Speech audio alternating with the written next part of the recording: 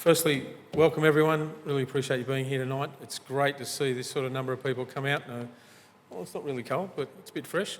Monday night to celebrate urbanism, town planning, urban development, regional development, call it what you will. It's something that's pretty passionate to my heart. Really strong believer in it, and certainly in this location. Proud and very passionate Albury resident. Very proud to be here and to welcome you here tonight. My name's Michael Keys. I work for the New South Wales Government at the moment in the Regional Growth Development Corporation, and I'm looking after special activation precincts in Wagga Wagga and the Snowy Mountains. Fortunate again to be based here in Albury and to be able to work over those wonderful locations. Very fortunate tonight to have some very strong, significant local representatives to give us a welcome to country. I'd like to introduce Aunty Edna, and Darren's also going to help us out proceedings. Aunty Edna.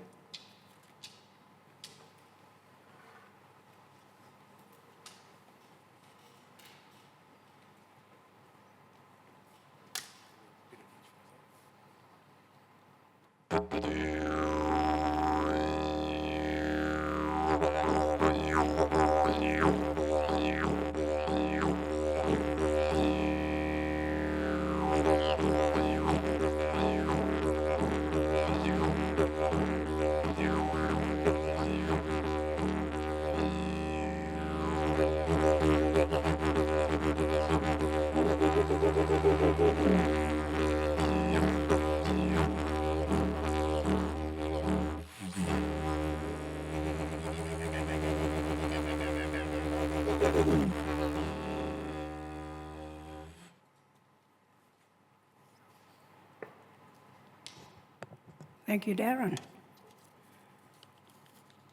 I'm pleased to be here today to welcome you to my country.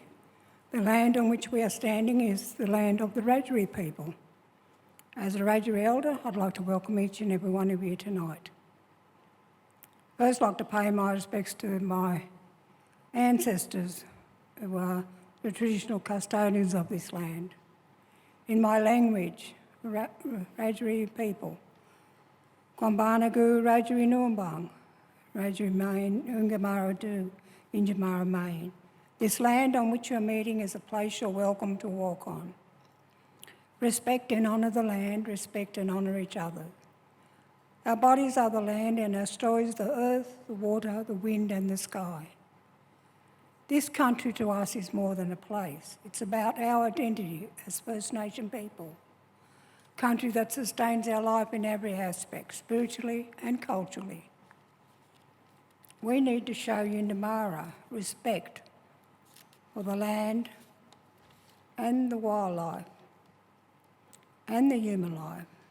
The Wiradjuri people have occupied this area for thousands of years. They were frequently joined from many other groups that meet by the river, the Millawabilla, where tribes would trade with each other and aren't without any fights. Albury was known as Bangambawatha, which changed in 1838, the name Albury sounding better. This is where Nangira Festival was. Clans would meet at Mungabarina Reserve, and from there they would travel up to Mount Bogon. Because of the importance of Mungabarina Reserve to not only Wiradjuri people, but all tribes, in October 2016, Mungabarina Reserve became officially declared an Aboriginal place, which I feel proud knowing that this area is now protected. As a child, I can remember my grandmother telling me stories about when her and Pop would travel from Warrengesna Mission down in Darlington Point and travel up to Cumraganya, down to Cumra, in horse and cart, and they would pull in beside the river to rest and meet with others before getting back on the road or dirt track back then. We have cared for this part of country for hundreds of thousands of years. We have learned to live in harmony with country, taking what we only need for our own survival, but always giving back. I always ask everyone to better protect our country and the sacred sites that rest upon it. Niani du garegu bila galengu, Yani garibu bila galengu, Yani giri ninyigi, Look after the land and the rivers, and the land and the rivers will look after you. You're welcome to walk on country. Respect and honour the land, respect and honour each other. As a Wiradjuri elder and traditional custodian and carer of this country, I welcome you. Mandangu, thank you.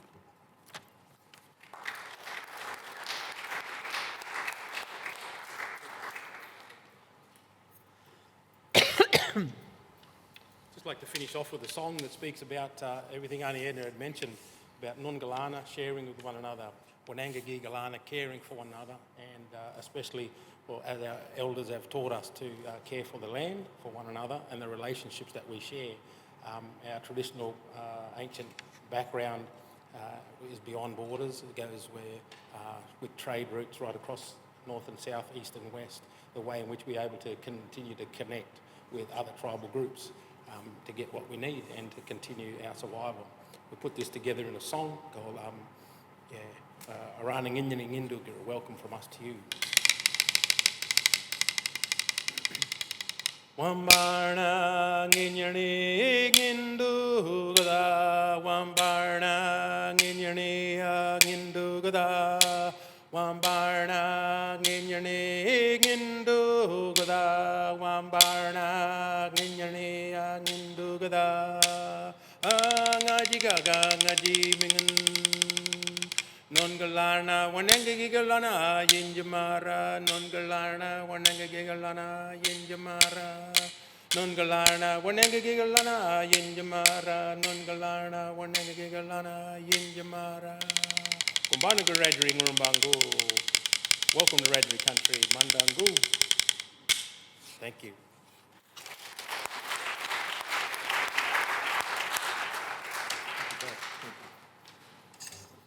A very big thank you to you both. I've always appreciated the relationship and the partnership that we've had with our elders, and particularly Darren being able to come along and provide that cultural experience. Once again, welcome. Thank you very much. For those who haven't been in the venue here before, obviously entrance either way, you can go north or north or south. Toilets just around the corner if you need to. If there's any emergencies, we'll head out to the park and assemble there. Couple of housekeeping notes. This session is being recorded. We have had some questions already put in advance. We'll put those up later, but we'll also welcome questions from the audience at the end of the session if we've got time. One thing we do need to advise, and I've got to wear this hat as well, though employed by government, the views that are expressed by the speakers tonight are their own personal views and don't necessarily reflect those of the official position of government. Now, I've got the opportunity to welcome one of our key guests. Could I introduce Nicole Gurran, who is the Director of the Henry Halloran Urban and Regional Research Initiative, to introduce the Festival of Urbanism. Welcome, Nicole.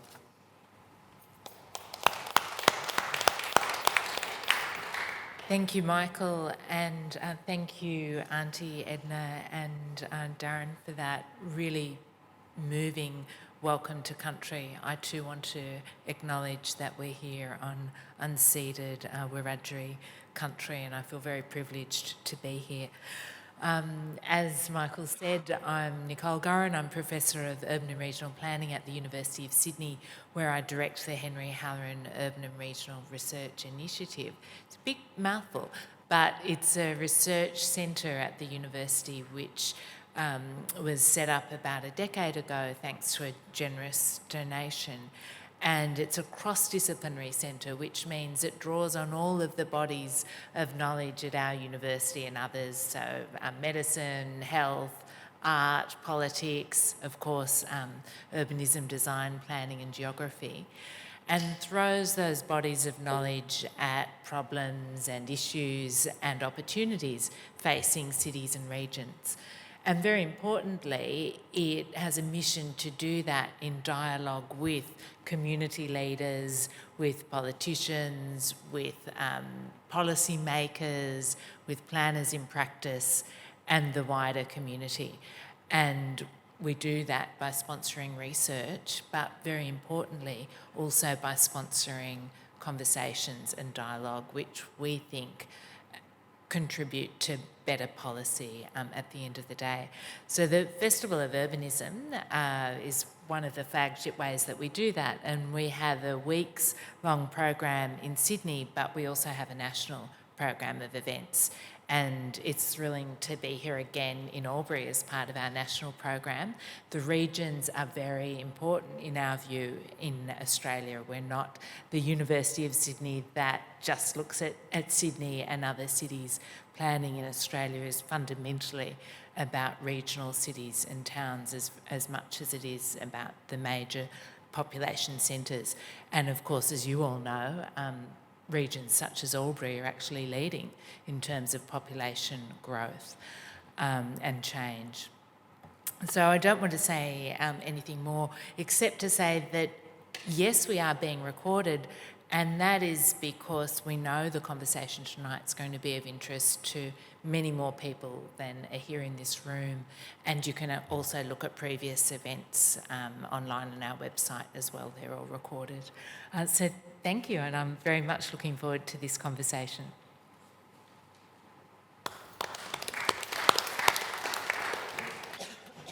Thanks very much, Nicole. And can I say it's fantastic to see you back here again. But I'd also like to recognise that it doesn't happen without local people, local interests and local support and initiative. And one lady's hiding over the back, and the other one's sitting down the front, but certainly Nat and Sonia, thank you very much for the initiative and the drive to organise and to work with these partners to get these things happening in the region. Congratulations.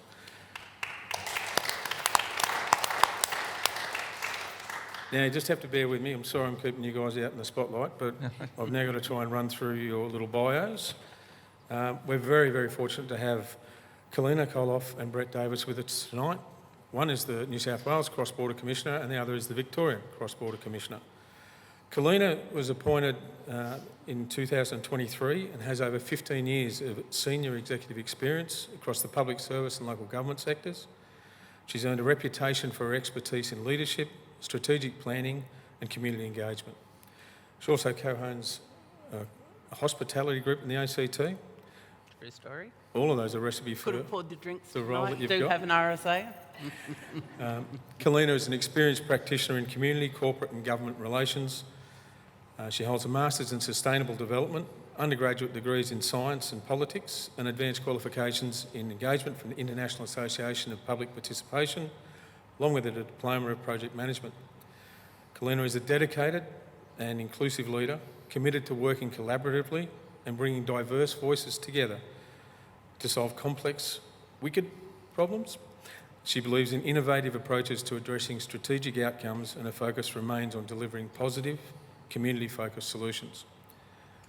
Brett was more recently appointed in 2024 to Victoria's Cross-Border Commissioner. He's got over 30 years' experience in town planning, urban and regional development and project management. He brings a strong background in government relations and community engagement to the role. Brett served as CEO of Moynshire and Executive Director of Regional Victoria at the Victorian Planning Authority. He's held senior roles in both public and private sectors, including positions at SED Advisory, Davis Planning Solutions and UGL Limited. Brett is a fellow of the Australian Planning Institute of Australia, I should know that, I apologise, and has a deep passion for rural and regional development. Brett's expertise in government, planning and community engagement uniquely positions him to continue the critical work of advocating for border communities. He's committed to resolving local issues, developing common approaches with neighbouring states and supporting the communities that live and work along Victoria's state borders. Ladies and gentlemen, I hand over the front and centre of the stage to our two cross-border commissioners and look forward to hearing your thoughts as we go. Thank you. Thank you. I'll start. It's always a bit weird to hear your own bio in a room, so thank you for a lovely welcome. I wanted to just open the conversation by reflecting on a key theme and a key thread that runs through my career over the last sort of 15 to 20 years, and it is about people. People make place, people make sense of place, people put themselves into a place, and the way you understand and construct your life, both in your community, in your built environment, in your professional realm, is really about how you bring yourself into your work and into your spaces that you occupy. So when Sonia and Nat approached me to commence a conversation with Brett about, you know, cross-border communities and what does it mean, at first I thought, well, you know, I could talk about what it is that I do and all the borders and all the problems and all the admin and all the sort of legislation. Then I thought that'd be a bit of a dry old biscuit. So I put that to one side and started to think about what is the thing that unites us, what is the thing that Brett and I and our other cross-border commissioner counterparts work on almost in every project, whether it's a legislative problem, whether it's a policy problem, whether it's an individual making representations about something that's very personal to them, whether it's a practice of government, just something we've always done a particular way, but we could change if we wanted to. And the key thing is people and how people understand and live in places. And so I wanted to reflect in an opening question and conversation with my counterpart Brett about how we work with people at all levels in our job to help bring forward better solutions. So we work collaboratively as a group of cross-border commissioners. We've never had that before, so we've got commissioners in Queensland, South Australia, Victoria, New South Wales, a counterpart in the ACT. We are currently taking applications for a collective noun for commissioners. If anybody has suggestions, I'll be at the bar. So we work together as a group. We also work inside our governments. We work in the political sphere and with our elected representatives to bring forward knowledge, issues and truths from particularly regional locations. We work with our colleagues inside government. We work with councils, we work with NGOs, we work with landholders. And so how we bring forward questions and how we bring forward solutions has to be people-centred. That's the opening salve. There's probably not much more to add to that. Does anyone know what a cross-border commissioner does? Oh, Dan, I was hoping they could. I was hoping you could tell me. So, like everything, they're a construct of government, and the very problem that they're designed to help navigate also creates problems because we're all set up differently. So whilst there are a number of cross-border commissioners, they sit in different areas of government, they have different levels of reporting, but collectively what we've found is that as a national cohort, a number of these issues then come back to a federal lens as well. I was just reflecting on the trip across here today. What commissioners generally do, building on that theme of place, is we tend to go to the source to meet the people and talk to the people, and we don't necessarily wait for a Teams invitation or something on a screen. We're active, we're in the space, and we're trying to diagnose and bring back and highlight to government around when you made the policy decision, did you ask the board a question when you made that decision? Because 9 times out of 10, that might not have occurred, that changing a setting on one side affects the other side. And, as was indicated with our introduction,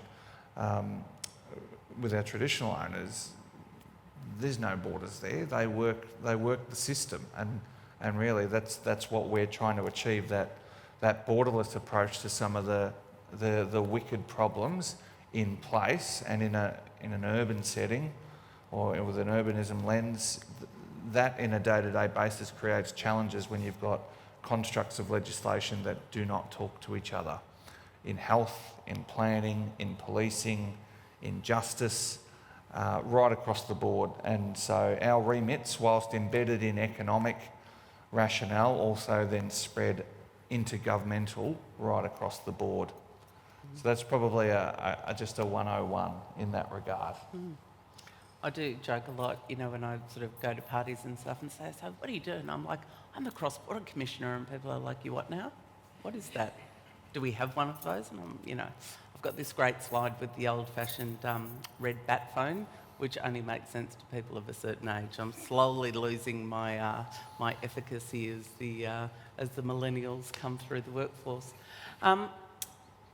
When I was thinking about urbanism and taking it beyond the city, and I really commend the Halloran Trust for thinking about urbanism through that regional lens. What does it mean in region?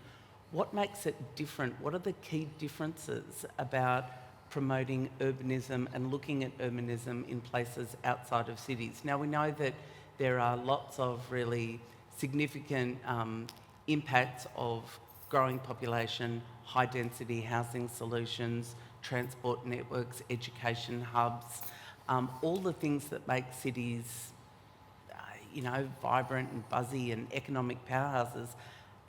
We have to think about it differently in the regional context. It's not that transport isn't important, that gainful and meaningful employment over a lifetime career isn't achievable in regional places, but we have to think about it differently than we have in the past. And I was talking to Cindy earlier about the millennial workforce. It used to be that you would put your resume out, and if you moved jobs every 2 years, that was seen as a negative. Now it's the way we do business. I wouldn't expect anybody under 25 to stay in a job for more than 2 or 3 years. So how do we start to bring forward opportunities in region for employment that take people right through their whole career, from early career professionals into that mid-tier, support people to have families in regions, support people who might have professional aspirations to change careers mid-career, do something completely different. And I think when we're considering urbanism and when we're considering vibrant and sustainable regional communities, diversity is key. Diversity of employment, diversity of opportunity, diversity of the lived experience of you at different stages in your life, right? So when you start your career, you might be really interested in having opportunities for mentorship and having those people who've had really interesting, long-term, high levels of experience to be able to train you and cultivate your knowledge. And as you move through, you want to be supported to have families or potentially look after older relatives. And we know that those sort of situations where multi-generations are living in close proximity to each other and require intergenerational support is becoming more and more important. How do we support those situations in a regional context where the density might be different?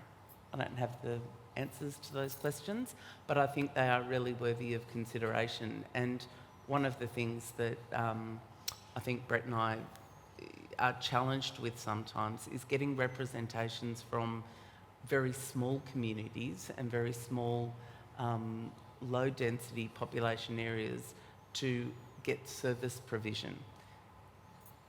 It's going to be a controversial statement, but I'm going to make it anyway, right at the beginning, so you can challenge me on it later. And that is, if we are to support regional hubs and regional growth centres, it can't be every town. It can't be every place in order to be able to get the required services into some places in region. And Brett, I'm sure you'll have a view on this. The swimming pool, the local swimming pool, is the classic planning challenge for lots of small regional councils, or the library, where the costs of maintaining those assets are astronomical. The usage is pretty low, but the amenity is really important to community. So can we challenge communities as they think about staying and ageing and growing in region to think about what's the appropriate amenity to bring to their town and what's the appropriate co-investment for a regional hub that might be close but not quite in their backyard. 5 minutes. So it's a fair point, but I mean, I would also counter that that's just a problem within our own states as well. Shire X has a swimming pool and a TAFE, and the shire next to it has got a TAFE and wants a swimming pool. and so on and so forth. But it is accentuated in border settings, and we would certainly look to try and, wearing the planning hat, that sort of capacity planning, there are undoubtedly right solutions met by calculations and population thresholds and panel reports and everything else that say what should go in place. But we know that on the ground that doesn't always fly if somebody in particular or a group or a cohort or a council just say, we want this to happen, and it happens. So you've got to deal in those settings.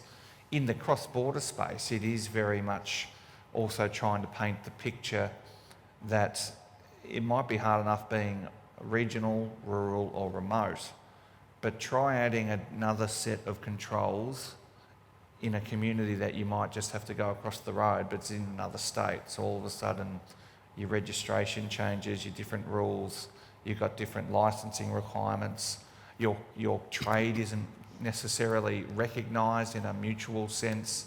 So you've got a gas fitter plumber who is in Albury, you live in Wodonga, your hot water system cacks it.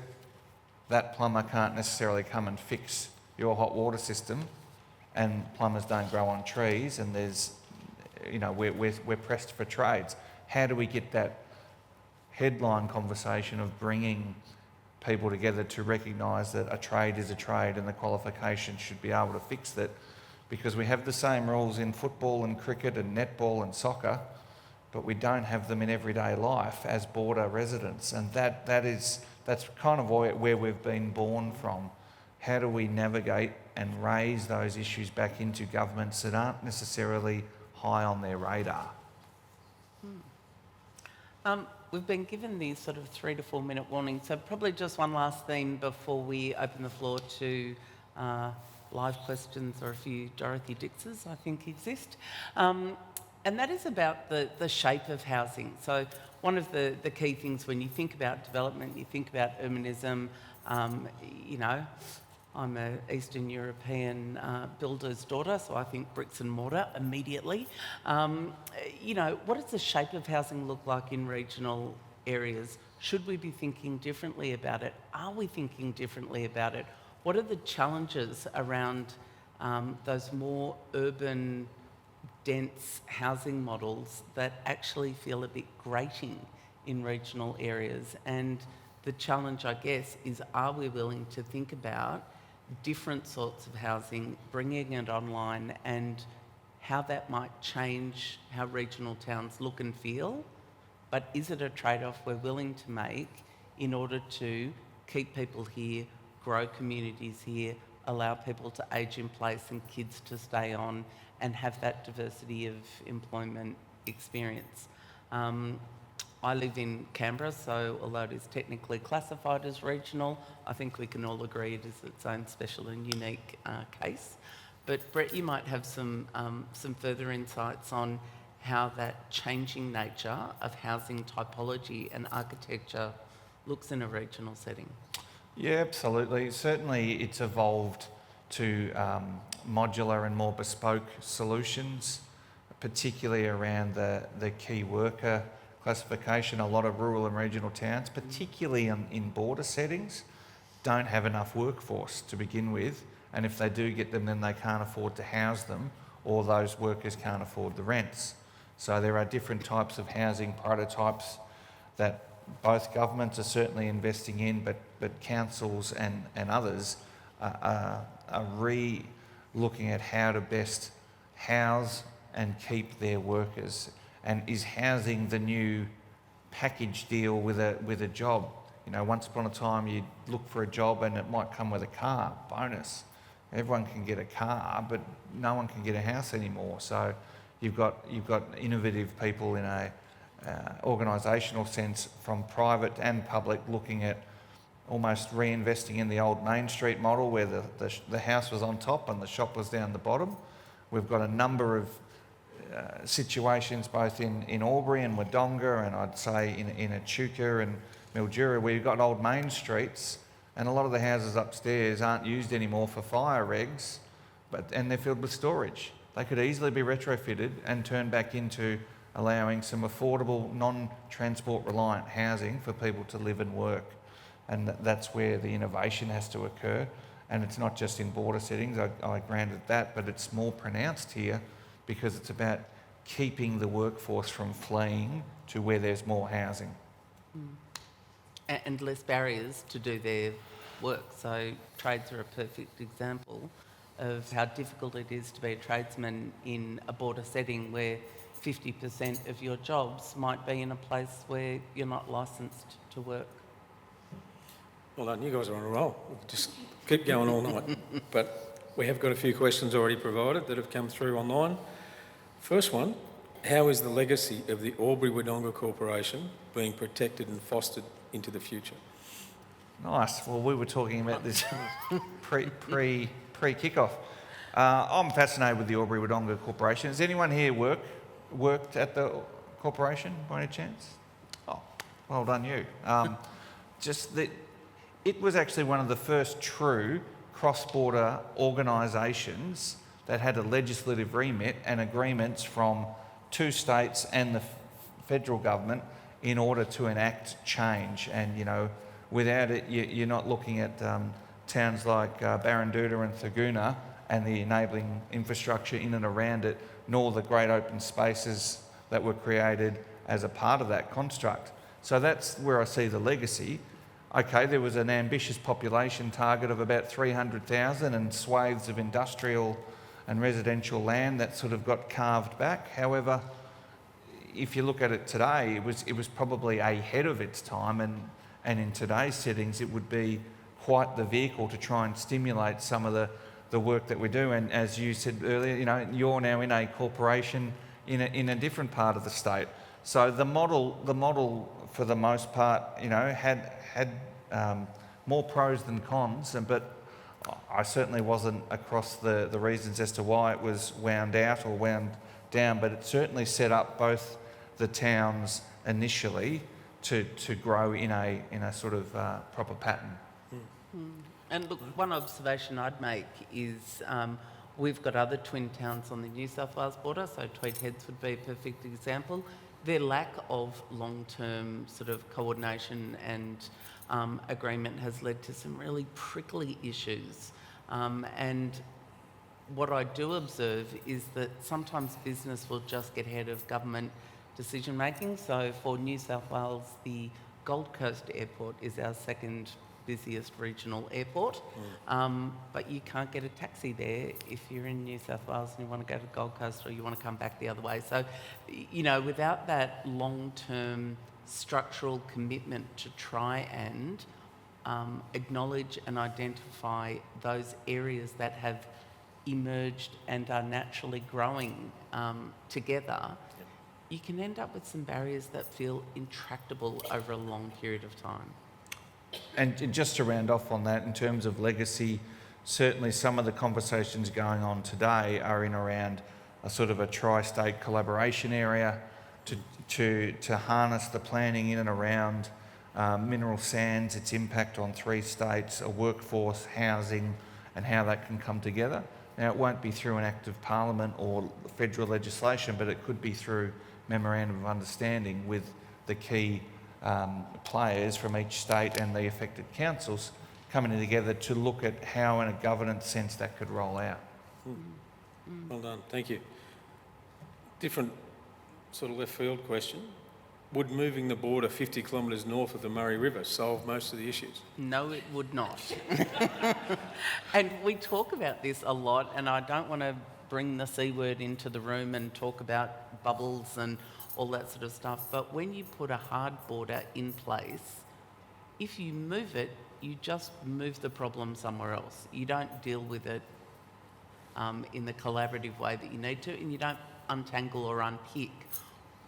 You know, I have this conversation all the time, why can't Queanbeyan just be part of Canberra? And I feel for Queanbeyan in the fact that its critical sewage treatment plant is actually in the ACT, and people in the ACT don't much like the flow that goes down to Canberra instead of up to Queanbeyan, but that's a whole nother story. So I don't think moving the border is the solution. I actually think tackling the administrative barriers and trying to think about ways that you can work together long term is a far more appropriate way to do it.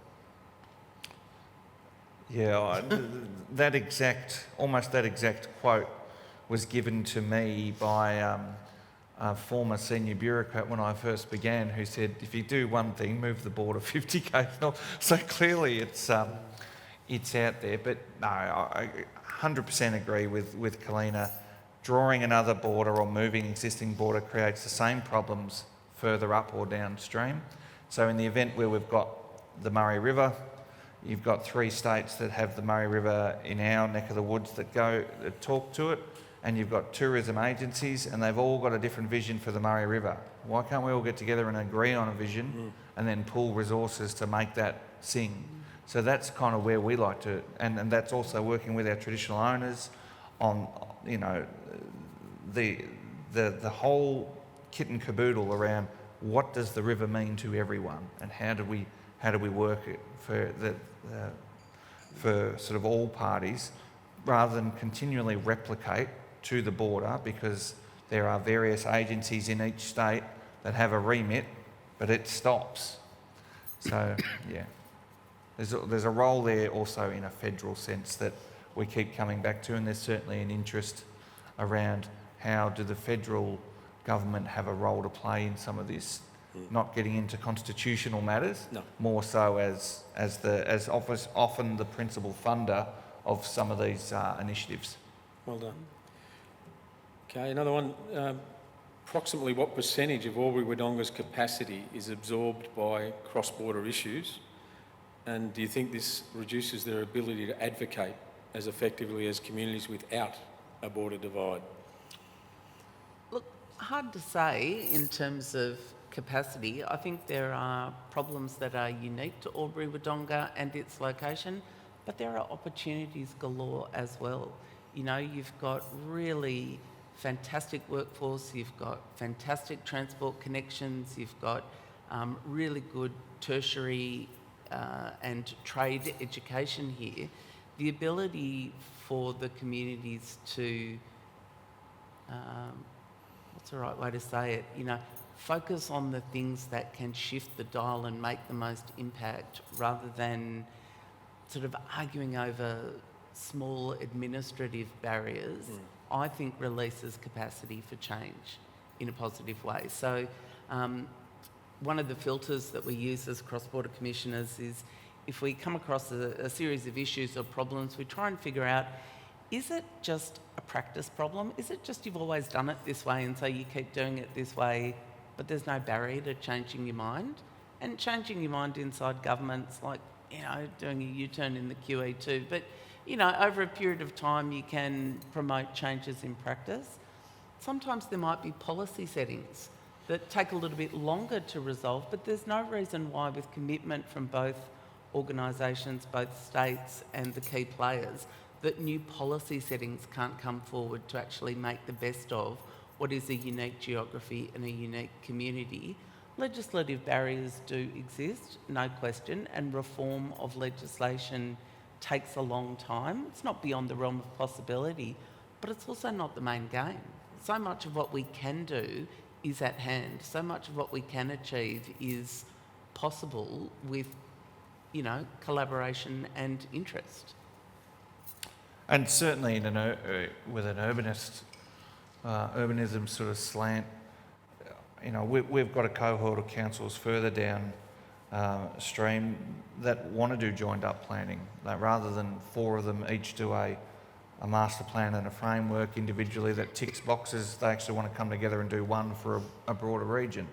So I think, you know, that's an opportunity. It's constrained by legislation, but sure, you know, chapter 1 would talk to your legislation, chapter 2 would talk to yours, but the community conversation, as it would be over a footy field or a rugby game or a cricket match or a netball match, is all about the community. They gather at the place, they come together at the place, so plan for the place. And so there's, despite all the barriers, there's also opportunities, and this is recognised at a productivity commission level as well. They see the regulation and the red tape and where it is a barrier to investment, but there's also opportunity to work work through that. Wonderful. All right. We might open up the floor if we can and test the waters. Have we got anybody like to ask a question? Sorry. Cool. Good evening. I'm Dr. Jason Hilder. I'm new to the Albury-Wodonga area.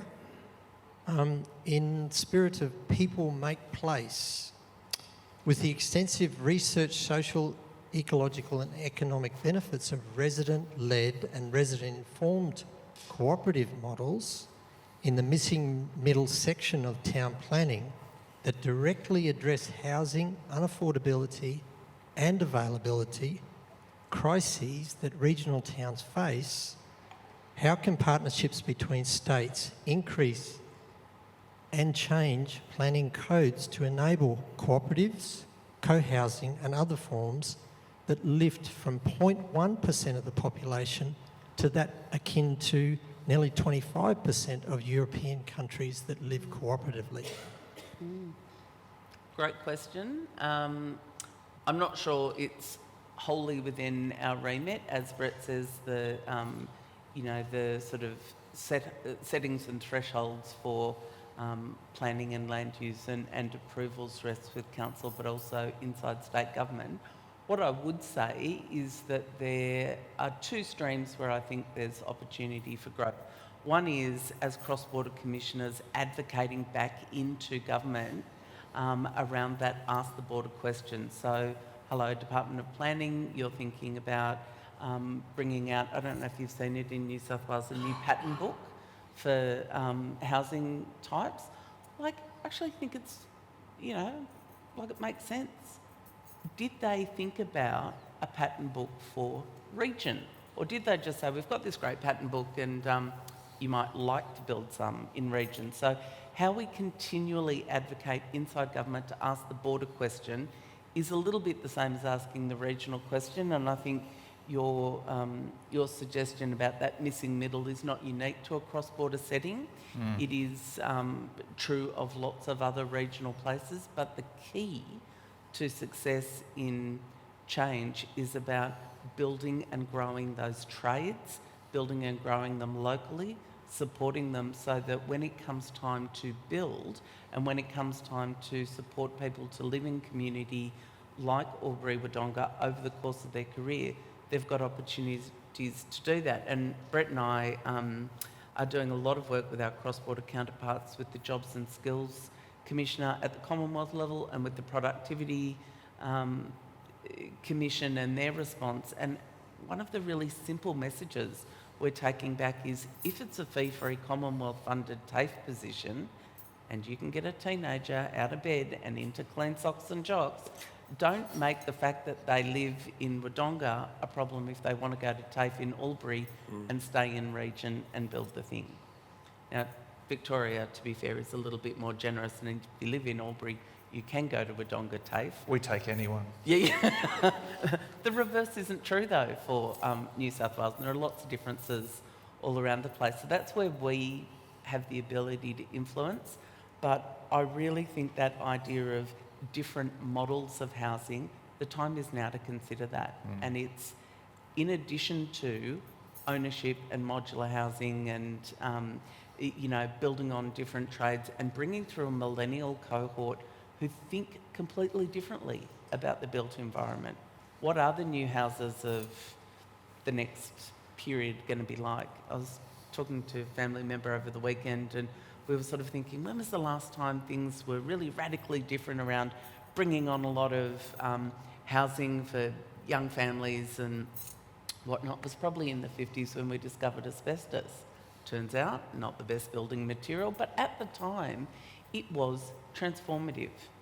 So what is the transformation that's coming next to help us bring online different things? I was in Europe recently and was reminded about, in Holland, they have all those like amazing shipping container villages and stuff like that. I'm not sure that's what we would build, but there's got to be something different that doesn't look the same as what we've always built before.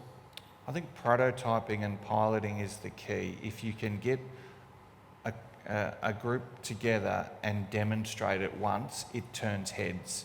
Whilst it's still conceptual, local governments and state governments kind of look away.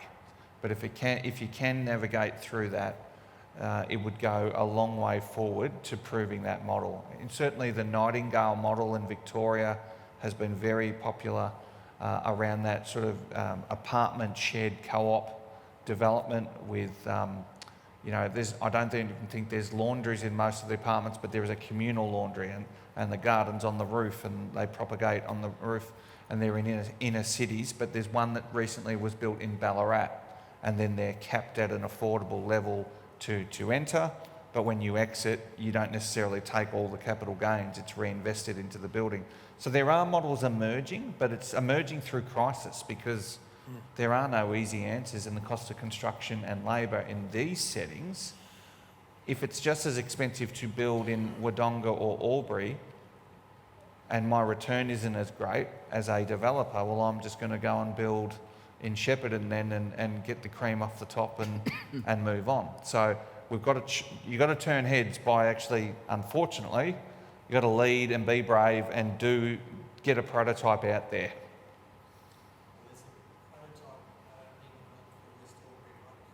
Is there? Terrific. Go New South Wales. Anybody else got a question for our panel while we're going? Down the back.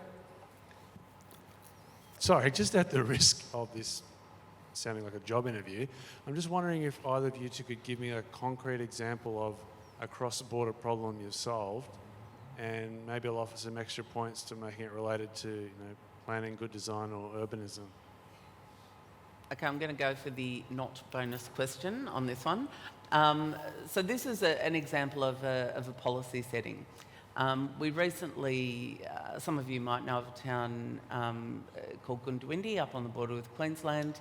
Toomela and Boggabilla are just on the other side.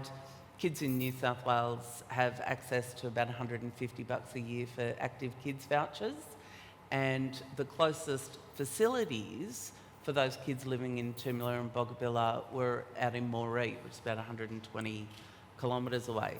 There's this really good PCYC program. They're doing footy and boxing and whatnot, just 8 kilometres across the border in Goondiwindi. So we got representations and we called through to our colleagues in Department of Communities and Justice, and we said, look, can we register the Goondiwindi PCYC to receive active kids vouchers, and can these kids go across? And they were like, maybe, that could be possible.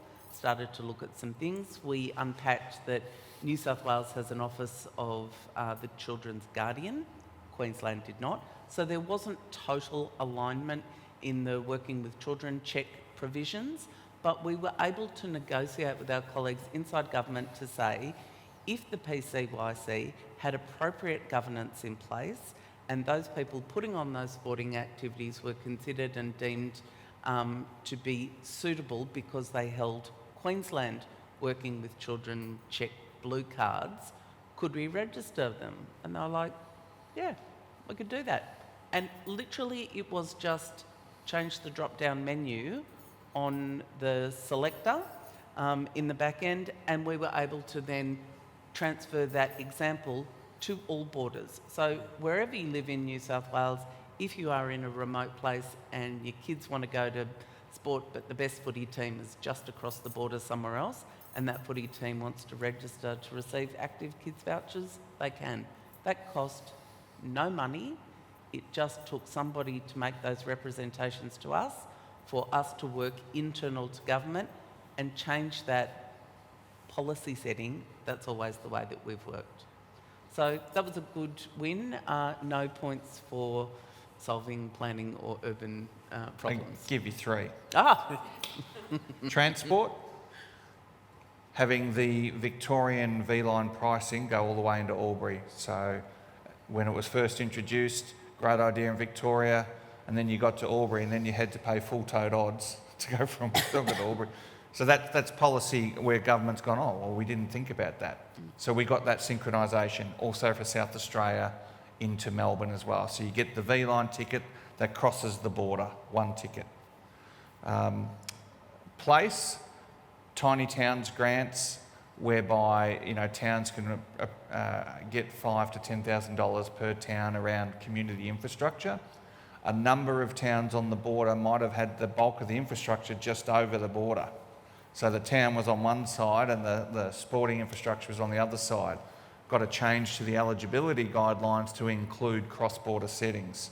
That then translated into the statewide planning policy, Plan for Victoria, to recognise cross-border communities. So on the plan that got, the state plan that got issued, we actually got the circles in there, which was big, because planners don't like to think beyond what they have to in some settings. And the third one, industry and food. So Kalina and I were involved in a situation whereby we had a producer in Tokemwal that we met just through a town hall meeting like this, who worked for a distributor. They made all the, they supplied all the eggs to supermarkets around Australia. There was mayonnaise. to make mayonnaise, to make the mayonnaise. 2025. So when the avian bird flu broke out in Victoria, quickly shutters came down, and all of a sudden the egg supply that he was looking at, New South Wales had determined, well, no, if it's coming from Victoria, we're not going to allow that. And this person basically needed a go-ahead within 2 days, or he was going to have to lay off 90 staff because of the supply chain. They only worked within it.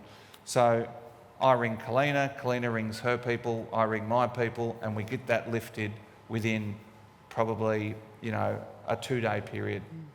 Unheralded, not for, you know, but it was one of those ones where that's why cross-border commissioners exist. They try and look for opportunities to get back in and find some of those answers. And then that guaranteed that food supply going forward at a national scale. And that all came about because we were in place and we were talking to people, and someone just wandered up and they had a triggering experience during COVID, and they was just saying, what happens if there's another biosecurity outbreak and borders shut? What do we do then?